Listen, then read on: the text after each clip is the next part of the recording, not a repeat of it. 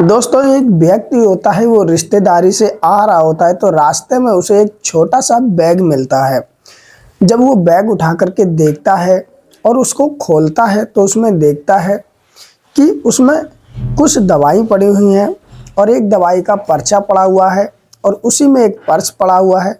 उसे जब खोलता है तो उसमें देखता है लगभग 500 रुपये के आसपास पैसे पड़े हैं और उसमें एक फ़ोटो भी पड़ा है।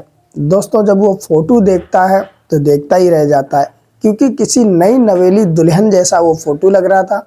उसमें जो महिला थी वो दिखने में बहुत ज़्यादा सुंदर थी, अच्छा श्रृंगार कर रखा था, अच्छी साड़ी पहन रखी थी और उसी फ़ोटो के पीछे ही एक मोबाइल नंबर लिखा हुआ था। जब वो व्यक्ति देखता है कि ये किसी महिला का बैग गिर गया है तो उसके मन में आता है कि मैं ये बैग लौटा दूं और उसे उस महिला से मिलने की लालसा भी जगती है। और उसके बाद वो जब फ़ोन करता है और पहुंचता है, कुछ उसके साथ ऐसा होता है जो उसने भी कभी नहीं सोचा होगा। नमस्कार दोस्तों, मेरा नाम मुरली। चलते हैं आज की कहानी की तरफ। दोस्तों, आज की जो कहानी है ये राजस्थान से है। राजस्थान में एक छोटा सा गांव होता है। दोस्तों, उसमें एक व्यक्ति होता है जिसका नाम शिवम होता है। शिवम एक जगह शादी में गया होता है और वहाँ से जब वो वापस आ रहा होता है अपनी बाइक से तो देखता है कि रास्ते पर सुनसान रास्ता है, कोई है नहीं, एक छोटा सा बैग पड़ा हुआ है। जब वो बैग के पास पहुंचता है तो वो रुकता है और रुक करके दोस्तों अपनी बाइक को साइड में लगाता है। इधर उधर देखता है, कोई उसे दिखाई देता नहीं है। वो बैग उठाता है। बैग उठाने में उसे बहुत हल्का लग रहा था। उसे लगता है कि शायद किसी ने खाली ये बैग होगा, एक्स्ट्रा होगा, बेकार होगा, इसलिए फेंक दिया होगा। और देखने में उसको वो बैग जो था वो मैला कुचैला ही लग रहा था। ऐसा लग रहा था किसी ने फेंक दिया होगा, लेकिन फिर भी उसका दिल नहीं मानता है तो उसे वो उठाता है। उठा करके जब उसकी चेन खोल कर देखता है तो दोस्तों उसमें कुछ दवाई पड़ी होती है। ऐसा लग रहा था जैसे दवाइयाँ जो खा लेते रैपर बचता है वो रैपर है। और उसमें दोस्तों एक दवाई का पर्चा पड़ा हुआ होता है और उसके बाद में एक छोटा सा पर्स होता है और उसके अलावा उसमें कुछ था नहीं। दोस्तों, जब वो पर्स खोल के देखता है तो उसमें 100 के 5 नोट पड़े होते हैं, 500 रुपये होते हैं और कुछ उसमें चिल्लड़ पड़े होते हैं। उसके बाद में एक पासपोर्ट साइज का फ़ोटो भी होता है। जब वो फ़ोटो देखता है तो देख करके हैरान हो जाता है। वो फ़ोटो किसी महिला का था, वो भी कोई नई दुल्हन जैसी लग रही थी, अच्छी साड़ी पहन रखी, अच्छा श्रृंगार कर रखा और दिखने में बहुत ज़्यादा वो सुंदर थी। वो व्यक्ति जब उसको देखता है तो कहीं ना कहीं उसके मन में ये आ जाता है कि फ़ोटो में ये महिला इतनी सुंदर लग रही है तो सामने से देखूंगा कितनी सुंदर होगी। दोस्तों, वो और कुछ देखता है, बैग में कुछ मिलता नहीं, लेकिन अब वो सोचता है कि आखिरकार इस महिला तक ये पैसे पहुंचाऊं कैसे। और जैसे ही वो फ़ोटो रखने चलता है वैसे ही उसे की नज़र पड़ती, फ़ोटो के पीछे एक मोबाइल नंबर लिखा होता है। जैसे ही वो नंबर उसे देखता है, देखने के बाद में तुरंत ही अपने मोबाइल से डायल करता है और डायल करने के बाद में फ़ोन मिला देता है। दोस्तों, जब फ़ोन इधर दूसरी तरफ से उठता है तो कोई महिला ही फ़ोन उठाती है और शिवम उससे कहता है, हेलो, आप कौन बोल रहे हो? तो वो महिला कहती, भैया आपने फ़ोन किया, आप कौन बोल रहे हो? तो वो कहता है, मेरा नाम शिवम है, दरअसल मैं पूछना चाहता हूँ आपकी कोई चीज़ खो गई क्या? तो वो महिला कहती, हाँ, मेरा बैग था एक छोटा सा, वो खो गया था। आज मैं दवाई लेने गई थी और बैग मेरा रास्ते में पता नहीं कहाँ गिर गया, मुझे खुद नहीं पता चला। तो व्यक्ति जो होता है वो कहता है, वो बैग मुझे मिला है और तुम इसको ले जाओ।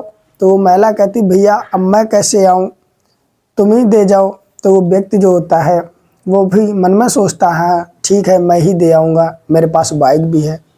तो वो जो व्यक्ति होता है वो एक उस महिला से कहता है कि ठीक, मैं बैग देने आ रहा हूँ और बताओ कहाँ आऊँ। उसके बाद में वो जो महिला होती अपने पास में एक चौराहा पड़ता है, वहाँ का एड्रेस देती है, कहती है कि मैं वहीं मिल जाऊँगी।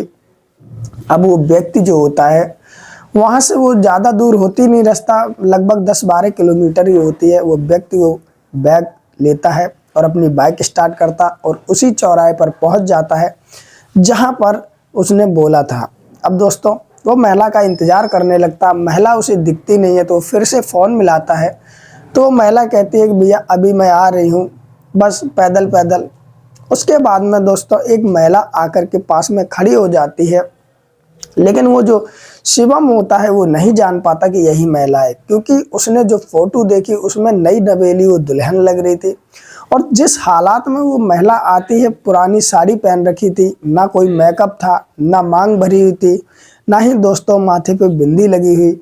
अब वो महिला कहती क्या भैया आपको ही बैग मिला? तो शिवम उसकी तरफ देखता है तो हैरान हो जाता है, कहता मन में सोचता है कि फोटो में इतनी सुंदर ये महिला लग रही और ये किस तरह का इसने हुलिया बना रखा है। तो वो कहता है कि बैग तो मुझे ही मिला, दरअसल वो बैग है किसका? तो वो महिला कहती है मेरा ही है। तो वो शिवम जो होता है वो कहता है नहीं आपका तो नहीं है, क्योंकि उसमें जो फोटो पड़ी है वो किसी और की लग रही है और तुम कोई और हो। तो वो महिला कहती है कि दरअसल वो फोटो मेरी है, मेरी ज़िंदगी में कुछ ऐसी घटनाएं घटित हो गई हैं, अब तुम्हें क्या ही बताया जाए। तो कहीं ना कहीं दोस्तों शिवम के मन में भी जानने का जग जाता है मन में कि आखिर इस महिला के साथ में ऐसा क्या हुआ जो इतनी सुंदर महिला थी और इस तरह रहने लगती है। फिलहाल शिवम जो होता है उसका बैग देता है। बैग देने के बाद में कहता है कि अगर आप बुरा ना मानो तो मैं पूछ सकता हूँ आपके साथ ऐसा क्या हुआ, उस फोटो में आप इतनी सुंदर श्रृंगार करें और आप सादा सिंपल। तो वो महिला कहती बहुत लंबी कहानी है। फिर शिवम कहता है एक काम करते हैं, क्या तुम मेरे साथ चाय पीने चल सकती हो? चाय पियेंगे और वहीं थोड़ा बहुत तुम बता देना, मेरे भी दिल में उत्सुकता है ये जानने का आखिरकार तुम्हारे साथ हुआ क्या। अब दोस्तों वो महिला इधर उधर देखती है, फिर कहती है कि पास में कोई चाय की दुकान हो तो चलो। अब शिवम कहता मेरी बाइक पे बैठो, मैं जानता हूँ अच्छी चाय की दुकान है, वहीं हम बैठेंगे। अब दोस्तों वो महिला जो होती है उसका नाम रेखा होता है। जब रेखा देखती है कि यहाँ तो और भी लोग हैं, कोई देखेंगे तो क्या कहेंगे, दरअसल वो महिला रेखा जो होती है विधवा होती है, उसका पति इस दुनिया में नहीं रहा और वो अकेले ही अपना जीवन व्यापन कर रही थी, इसलिए उसे भी डर लगता है किसी और के साथ अगर किसी ने देख लिया तो लोग गलत ही सोचेंगे। रेखा कहती नहीं भैया हम बाइक में आपके नहीं बैठ सकते। शिवम कहता है तुम बैठो तो सही। अब रेखा ना चाहते हुए बैठती है और शिवम वहाँ से काफ़ी दूर ले जाता, उसे ले जाने के बाद में एक अच्छा सा रेस्टोरेंट होता उसमें ले जाता है। अब रेखा अपनी हालत देखती है, उस रेस्टोरेंट को देखती है, शिवम से कहती तुम इतने महंगे रेस्टोरेंट में क्यों लाए हो, दरअसल हमें तो चाय पीनी। अब रेखा से शिवम कहता नहीं तुम चलो। अब जाने के बाद में दोस्तों वो अच्छी अच्छी चीज़ें मंगाता, खाने के लिए चाय भी मंगाता है। अब रेखा हिचकिचाती है क्योंकि वो शिवम को जानती नहीं थी, इसलिए अब शिवम जो होता है वो कहता है कि शर्म क्यों कर रही हो, खा लो, पैसे मैं दे दूँगा। अब वो जो महिला होती है धीरे धीरे खाने लगती, चाय पीने लगती। फिर शिवम पूछता है आखिरकार तुम्हारे साथ हुआ क्या? तो रेखा फिर अपनी कहानी पीछे की बताती है कि मेरी शादी मेरे पति से जब होती है, मैं अपने पति के साथ में बहुत खुश थी, ज़िंदगी अच्छी चल रही थी। और ये फ़ोटो जब की है, हमारे शादी के 1 महीना हुआ था और करवा चौथ आया था। उस करवा चौथ पर मैंने ये साड़ी पहनी थी तो मेरे पति ने फ़ोटो खींची थी और वही फ़ोटो मैंने निकलवा ली थी ये। और उसके बाद में कुछ ही समय हम साथ रह पाए, उसके बाद मेरे पति की सड़क दुर्घटना में मृत्यु हो जाती है और मेरा जीवन बिखर जाता है। मेरे ससुराल वाले जो होते हैं वो फिर मुझे रखना नहीं चाहते, वो कहते हैं अभी तुम जवान हो, तुम कहीं और शादी कर लो। लेकिन मैं शादी करना नहीं चाहती थी और मेरे जो मायके वाले होते हैं, माता पिता ख़त्म हो जाते हैं और जो भाई भाभी थी पहले ही मुझे वो सोचते थे कि शादी हो जाए, ये घर से बोझ ख़त्म हो जाए। अब दोस्तों होता ऐसा, जब रेखा अपनी दुख भरी कहानी बताती है तो कहीं ना कहीं शिवम के आंखों में भी आंसू आ जाते कि आखिरकार कैसा ज़माना है। अब उसके लिए हमदर्दी थी। फिर वो पूछता है कि तुम दवाई लेने गई, लेकिन तुम्हारे बैग में दवाई तो है ही नहीं, इसमें तो सिर्फ दवाई के जो चिप्पे बचते हैं खाली वो पड़े हुए हैं। तो रेखा के आंखों में आंसू भर आते और वो कहते हैं कि दरअसल मेरे पास सिर्फ यही पैसे थे जो इसमें पड़े हुए 500 कुछ रुपए हैं। और ये दवाई डॉक्टर ने जो लिखी है पर्चे पर वो महंगी लिखी है, लगभग 1000 रुपये के आसपास लिखी। मुझे अपना खाना खर्चा भी देखना था, इसलिए मैं दवाई नहीं लेती हूँ और मैं चली जाती। लेकिन इत्तेफाक से रास्ते में बैग भी मेरे हाथ से गिर जाता है, मुझे पता ही नहीं चलता है। अब शिवम जो होता है पहले तो वहाँ पर चाय वगैरह नाश्ता करता, उसे रेखा भी कराता और उसके बाद में फिर वो वहाँ से निकलता है और बैठता है बाइक पे और कहता है तुम भी बैठो। तो कहीं ना कहीं जो रेखा होती है बैठ जाती है और उसके बाद में एक मेडिकल स्टोर पे वो बाइक रोकता है और रोकने के बाद में दोस्तों रेखा से वो पर्चा मांगता है तो रेखा कहती है आप ये सब क्या कर रहे हो। लेकिन जो शिवम होता है वो कहता है आप अपना ही समझे मुझे, ऊपर वाले की कृपा से मेरे पास पैसा तो बहुत है लेकिन मेरी भी कुछ ऐसी कहानी है जो मेरा कोई अपना शायद नहीं है। तो रेखा कहती है क्या मतलब। शिवम कहता चलो बताएंगे, फिलहाल पर्चा दो। वो पर्चा लेता है, रेखा जो भी दवाई होती है वो दिलाता है और खुद ही पैसे देता है। उसके बाद में दोस्तों एक कपड़े की दुकान पे रेखा को ले जाता है। ले जाने के बाद में 2-3 साड़ियाँ उसे दिला देता है। रेखा कहती है इन सब की क्या ज़रूरत है। अब रेखा जो होती है वो समझ रही थी कोई अच्छा ही नेक व्यक्ति है, लेकिन जो शिवम था वो भी ये समझ चुका था कि इसके पास पैसे नहीं है, ये अकेली ही शायद रहती होगी, इसलिए वो कपड़े भी दिला देता है। क्योंकि रेखा जो साड़ी पहने थे वो दिखने में भी अच्छी नहीं लग रही थी। अब दोस्तों जब ये बाइक पे बैठते हैं, अब रेखा कहती मुझे मेरे घर पे छोड़ दो। कहीं ना कहीं दोस्तों शाम हो चुकी थी, अंधेरा हो चुका था। अब दोस्तों जब शिवम रेखा को बिठाल करके बाइक पे चलता है तो कहीं ना कहीं रेखा के भी मन में चलता कि आखिरकार तुम्हारे साथ क्या हुआ। तो शिवम कहता है मेरा अपना खुद का बिजनेस है, मैं अपना ही काम करता हूँ। दरअसल मैं किसी एक लड़की से प्यार करता था, वो लड़की भी मुझसे प्यार करती थी ऐसा मुझे लगता था, लेकिन मुझे नहीं पता था वो मेरे पैसों पे मरती है। दरअसल हम लोग प्यार करते करते बहुत आगे बढ़ गए और उसके बाद में फिर हम दोनों ने शादी की बातचीत की, दोनों राजी थे। लेकिन अचानक ही मेरे बिजनेस में लॉस हो जाता है, नुकसान हो जाता है। जब ये बात उस लड़की को पता चलती है तो वो कहती है कि मैं तुम्हारे साथ शादी नहीं कर सकती, तुम बचे ही क्या, तुम तो भिखारी हो गए हो, इस तरह वो कहती और मुझे छोड़ देती है। कहीं ना कहीं मेरे दिल पे बहुत ठेस लगती है। मैं उस दिन से समझ जाता हूँ कि ऐसी लड़कियों से दूर ही रहो, और उस दिन से मैंने शादी नहीं की। लेकिन जब मैंने तुम्हारी फ़ोटो देखी तो मुझे लगा कि सच में कोई अच्छी लड़कियां भी होती, और मिलने के बाद में आज मुझे पता चल रहा है कि दिल की साफ भी बहुत होती हैं। तुम जो मिली हो कहीं ना कहीं तुम्हारे विचार बहुत अच्छे हैं। अब रेखा भी थोड़ा थोड़ा समझ रही थी कि आखिरकार जो शिवम मैं कहना क्या चाह रहा था, लेकिन उसकी भी हिम्मत नहीं पड़ रही थी कि स्पष्ट पूछ लूं कि तुम्हारा मतलब क्या है। दोस्तों शिवम कहीं ना कहीं रेखा को चाहने लग गया था इतनी ही मुलाकात में। अब जो शिवम होता है रेखा के गांव के पास जब पहुंचता है तो रेखा कहती बस यहीं छोड़ दो, क्योंकि अगर तुम आगे गए किसी ने देख लिया तो पता नहीं लोग क्या कहेंगे। तो शिवम कहता कहाँ गए थे ये लोग जब तुम अकेले रह रही हो, कहाँ गए ये लोग जब तुम्हारे पास दवाई के पैसे नहीं, किसी ने तुम्हारी मदद की। तो रेखा कहता है गरीब की कौन ही मदद करता है। शिवम गाड़ी रोकता नहीं और रेखा के घर तक जाता है, और जाने के बाद में देखता है कि दोस्तों रेखा जो है ऐसे एक कमरा सा बना, ऊपर टीन पड़ी है, उसी में रहती। ज़्यादा कुछ सामान था नहीं, एक खाट थी, कुछ कपड़े थे, मिट्टी का चूल्हा था, कुछ बर्तन थे, और जो खाली डिब्बे रखे हुए थे, थोड़ा बहुत उसमें राशन पानी था। शिवम जब उसकी हालत देखता तो कहीं ना कहीं उसकी आंखों में आंसू आ जाते और कहते कि तुम इस जगह रहती हो, तुम्हारे साथ और कोई नहीं रहता। तो रेखा कहता मेरा इस दुनिया में कोई भी नहीं है, भैया भाभी जो हैं वो मुझे कुछ समझते नहीं है, मुझे बुलाते नहीं है, और मेरे पति जो थे वो ख़त्म हो गए, ससुराल वाले अब मतलब नहीं रखते।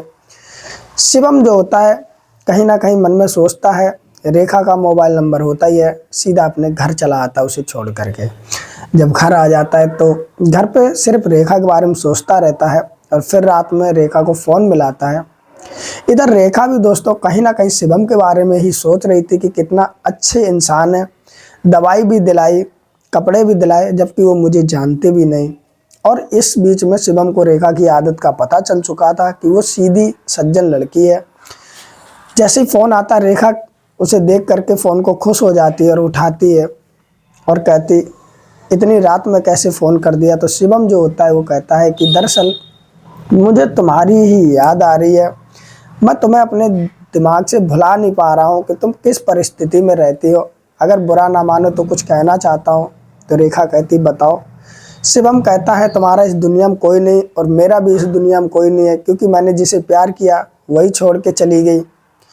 एक काम करो, मैं तुमसे शादी करना चाहता हूँ। अब रेखा जो होती है उसकी इतनी बात सुनते ही उसकी आंखों में आंसू आ जाते हैं और कहती है कि तुम जानते हो कि मैं शादीशुदा हूँ, लेकिन मेरे पति नहीं रहे, मैं विधवा हो चुकी हूँ, फिर भी तुम मुझसे शादी करना चाहते हो। तो कहीं ना कहीं जो शिवम होता है वो कहता हाँ मैं शादी करना चाहता हूँ क्योंकि तुम्हारी आदत अच्छी, जैसी मुझे लड़की चाहिए वैसी तुम हो। और जिसे मैं चाहता था वो तो पैसे की लालची थी, चली गई छोड़ करके मुझे।